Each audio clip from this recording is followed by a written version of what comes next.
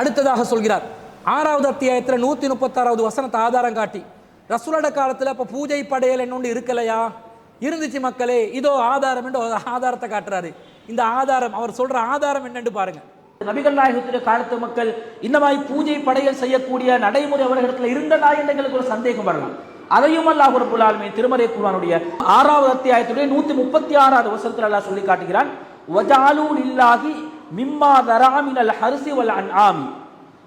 பூமியிலே அல்லாஹ் ரப்பல் ஆலமீன் அவர்களுக்கு கொடுத்த அந்த விளைச்சல்கள் இருந்தும் அல்லாஹ் அவர்களுக்கு கொடுத்த கால்நடைகள் இருந்தும் நசீபன் ஒரு பகுதி என்ன செஞ்சாங்க என்று சொன்னா, ஃபகாலு ஹாதா லில்லாஹ், இது அல்லாஹ்வுக்குரியது, வஹாதா லிசுரகாயினா, இது அல்லாஹ் அல்லாம நாங்க வணங்குகின்ற எங்களுடைய கடவுள்களுக்கு அப்படின்னு சொல்லி படையல் செய்யக்கூடிய வளமை அன்றைய அரபு மக்களிடத்தில் இருந்தது என்று அல்லாஹ் சொல்றான். எவற்றை அவங்க படையல் செஞ்சாங்க?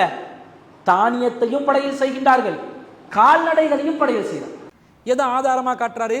6:136 வஜஅலூ லில்லாஹி மிம்மா தரா மினல் ஹர்ஸி வல் அன்ஆமி நஸீபன். அவர்கள் அல்லாஹ் உற்பத்தி செய்த பயிர்களிலும் கால்நடைகளும் அவனுக்கு ஒரு பங்கை ஏற்படுத்துறாங்க. ஃபகாலு ஹாதா லில்லாஹி பிஸஅமிஹிம், இது அல்லாஹ்வுக்குரியது, வஹாதா லிசுரகாயினா, இது எங்கள் தெய்வங்களுக்குரியது என்று அவர்களாக கற்பனை செய்து சொல்கிறார்கள். ஃபமா கான லிசுரகாயிஹிம் ஃபலா யஸ்லு இலல்லாஹ், அவங்களோட சுரக்காக்களுக்காக தெய்வங்களுக்காக ஒதுக்கப்பட்டது அல்லாஹ்வை சென்றடையாதாம். வமா கான லில்லாஹி ஃபஹுவ யஸ்லு இலா சுரகாஹிம், அவங்க அல்லாஹ் கண்டு ஒதுக்கிறது அவங்களோட தெய்வங்களுக்கு சென்றடையுமாம். சாமா யஹ்குமூன், அவங்க அறிவிக்கின்ற தீர்ப்பு ரொம்ப கெட்டதுன்னு அல்லாஹ் சொல்றான். இந்த வசனத்தை காட்டி படையல் செய்த வளம் அன்றைய அரபு மக்களிடம் இருந்தது. அல்லாஹ் சொல்லிட்டான், தானியத்தையும் படையல் செஞ்சிருக்கிறாங்களாம், கால்நடைகளையும் படையல் செஞ்சிருக்கிறாங்களாம் என்று சொல்கிறார். நாங்கள் இப்போ இல்லை என்றோமா? இந்த படையல் செய்கிற பழக்கம் அந்த காலத்து மக்களுக்கு இல்லை என்றோமா? இருந்துச்சு. இந்த ஆதாரத்தை வச்சு என்ன சொல்ல வருகிறீர்கள்? படையல் செய்த பழக்கம் இருந்தது, எனவே ஹராம் என்று சொல்ல வர்றீங்களா? இந்த வசனத்தில் அவங்க படையல் செஞ்ச பழக்கம் இருந்ததாகத்தான் அல்லாஹ் சொல்கிறான். அந்த படையல் செய்த உணவுகள் மாமிசமாக இருந்தாலும் தானியமாக இருந்தாலும் ஹராம் என்பதை அல்லாஹ் சொல்லவில்லை.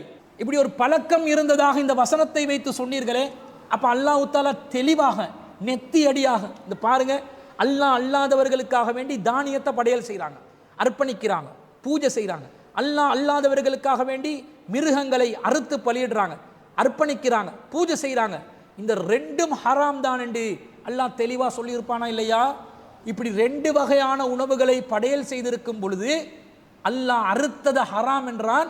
பஹீரா சாயிபா வசீலா ஹாமட பாலை எடுக்கக்கூடாது என்று தடை செய்து கொண்டதை அல்லாஹ் ஏற்றுக்கொள்ளவில்லை என்கிறான்.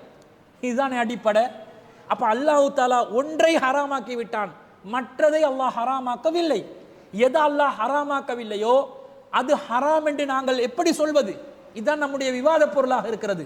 அல்லாஹ் இந்த வசனத்துல கூட பூஜை அல்லாஹ் தடுக்கிறான். அல்லாஹ் அல்லாத கடவுள்களுக்காக வேண்டி தானியத்தையும் பூஜை செய்யக்கூடாது, அல்லாஹ் அல்லாதவர்களுக்காக வேண்டி மாமிசத்தையும் கால்நடைகளையும் பூஜை செய்யக்கூடாது.